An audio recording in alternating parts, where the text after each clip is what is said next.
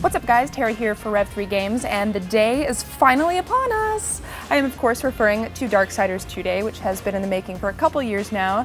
If you didn't play the first Darksiders, really fun, super great game. Didn't really sell all that well, so Vigil's really trying to ramp things up for the sequel by keeping the same combat and puzzle elements that made the first game so fun, and adding in new features, new environments, and some interesting characters.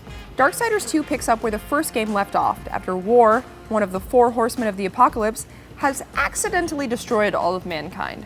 It's totally not his fault though, and his brother Death, one of the other four horsemen, knows that, so he takes main stage in Darksiders II with a goal of restoring humanity and clearing his brother's name.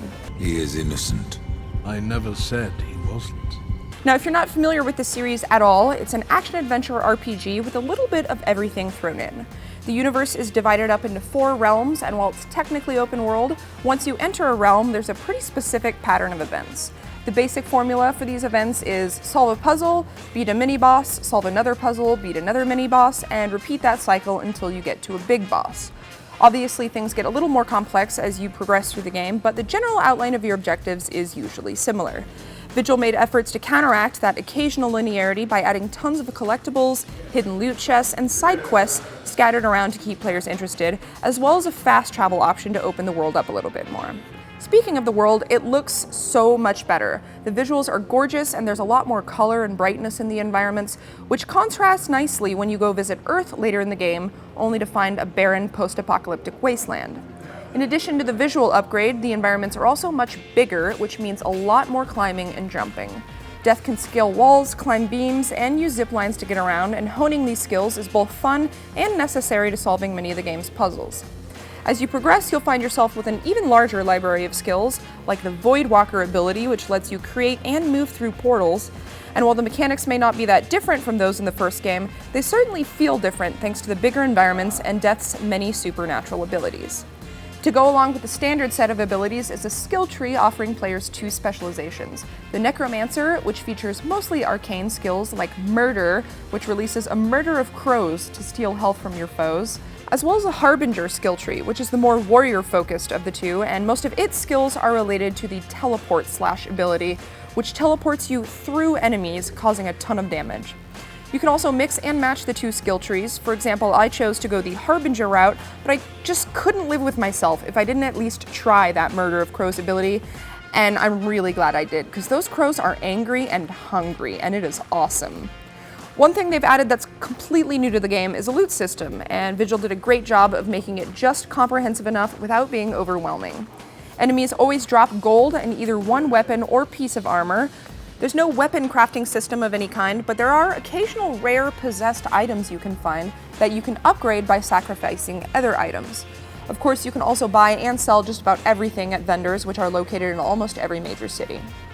Death's primary weapon of choice is a pair of scythes. That's pretty much non-negotiable. You don't really have a choice in that, but there is a sizable array of secondary weapons to choose from, including maces, hammers, claws, gauntlets, even a pistol, which you have no choice but to use at certain points of the game.